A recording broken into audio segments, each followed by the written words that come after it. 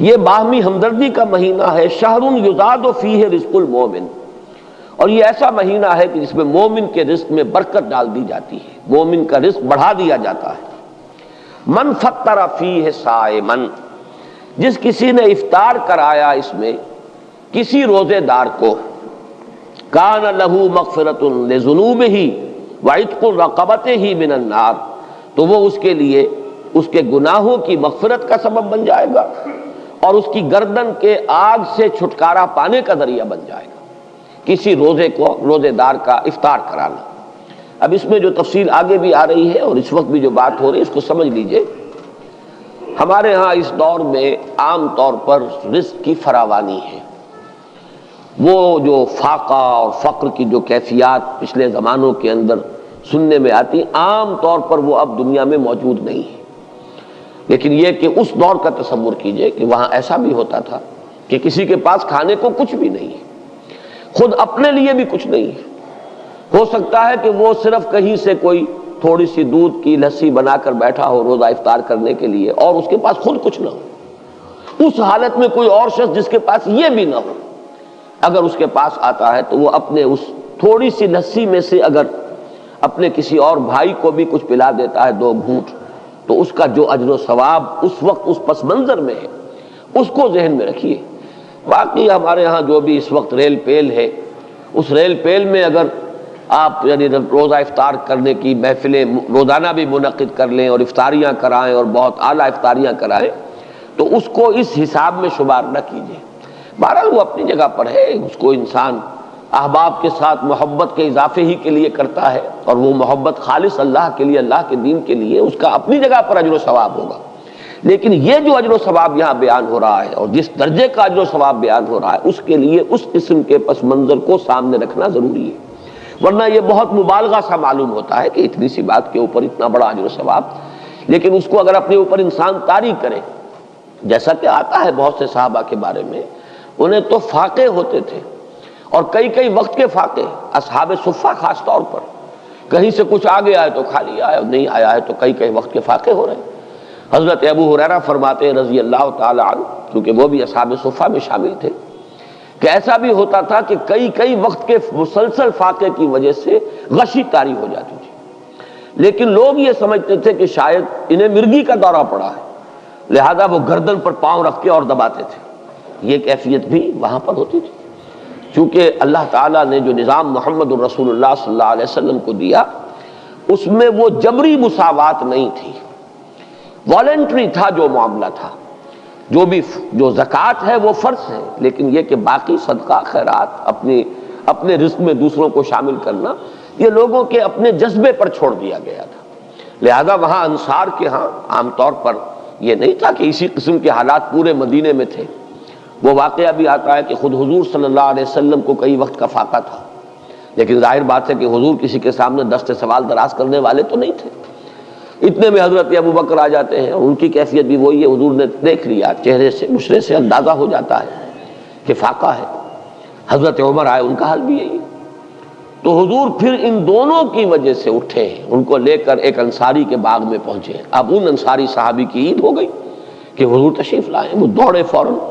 باغ میں سے کچھ انگوروں کے خوشے، کچھ اور چیزیں لا کے فوراً رکھی، اور پھر چھری ہاتھ میں لے کر دوڑے لپکے کہ کسی جانور کو ذبح کرے اور پھر یہ کہ ضیافت کا اہتمام کرے۔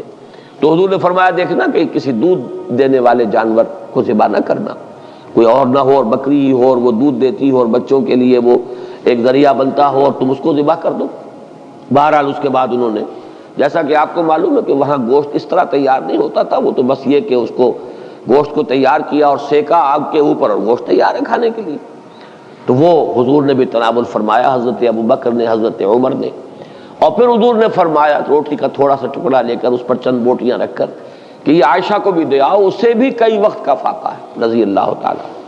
ان حالات کو دیکھیے کہ اس میں یہ کیفیت ہے کہ ایک آدمی جبر کر رہا ہے، اس نے فرض کیجئے کہ اس سحری کے وقت بھی اسے کچھ نہیں ملا ہے، روزہ ایسے ہی رکھ لیا ہے، اب روزے کے افطار کے وقت اسے کوئی شے جو ہے میسر آ گئی ہے، اس کو لے کر وہ بیٹھا ہے کہ دیکھتا ہے کہ کوئی اور ساتھی، کوئی اور دوست، کوئی اور مسلمان بھائی ایسا بھی ہے جس کو یہ بھی میسر نہیں۔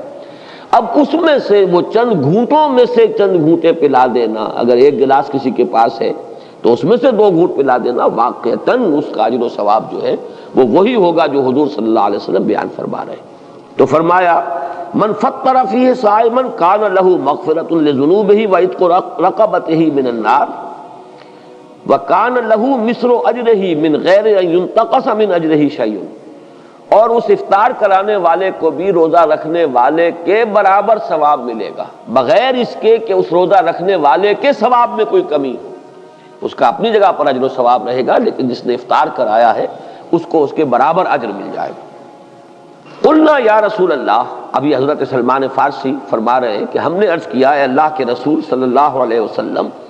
لیس کلنا یجد ما یفطر بہ الصائم، حضور ہم میں سے ہر ایک کو تو یہ مقدرت حاصل نہیں ہے کہ جس سے وہ روزہ کسی روزے دار کا روزہ افطار کرا سکے۔ ہم پر تو خود جو ہے بہت فقر کا غلبہ ہے، ہم بہت احتیاج کی کیفیت ہے۔ لیس کلنا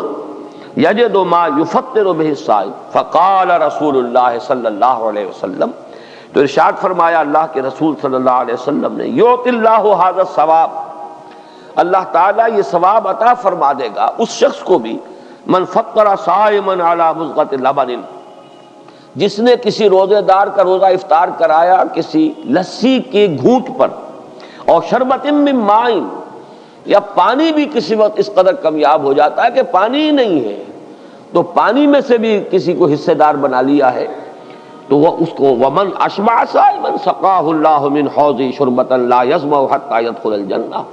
اور جو شخص کسی روزے دار کو پیٹ بھر کر سیر ہو کر کھانا کھلائے گا اس کو تو اللہ تعالیٰ میرے حوض سے، حوض کوثر سے پلائے گا، سیراب کرے گا، اور اس طرح سیراب کر دے گا کہ پھر جب تک وہ جنت میں داخل نہیں ہو جائے گا اسے پیاس کا احساس نہیں ہوگا، یعنی اس درجے سیری کا احساس ہو جائے گا کہ اللہ تعالیٰ جب تک کہ وہ جتنے مراحل ہیں یوم حشر کے اور اس کے مختلف مراحل اور مدارج، وہ آپ کو معلوم ہے یوم یجعل الولدان شیبا السماء منفطر بہ کان وعدہ مفعولا، وہ دن کے جس کے شدائد ایسے ہیں کہ بچوں کو بوڑھا کر دینے والا دن ہے، تو اس دن پھر پیاس نہیں لگے گی اس شخص کو جس کو اللہ تعالیٰ میرے حوض سے پلائے گا۔ تو فرمایا کہ جو کسی صائم کو پیٹ بھر کر کھانا کھلائے گا روزے دار کو، سقاہ اللہ من حوض شربۃ لا یظمأ حتی یدخل الجنہ وہو شہر اولہ رحمہ، یہ جو مہینہ مبارک ہے اس کے 3 عشرے ہیں۔ پہلے عشرے کے بارے میں فرمایا وہ اللہ تعالیٰ کی رحمت کا مظہر ہے، وَأَوْسَطُهُ مَغْفِرَةٌ، اور اس کا درمیانی عشرہ جو ہے وہ گویا کہ اللہ تعالیٰ کی طرف سے مغفرت کا پروانہ لے کر آتا ہے، وَآخِرُهُ عِتْقٌ مِّنَ النَّارِ، اور اس کا آخری عشرہ وہ تو گویا کہ آگ سے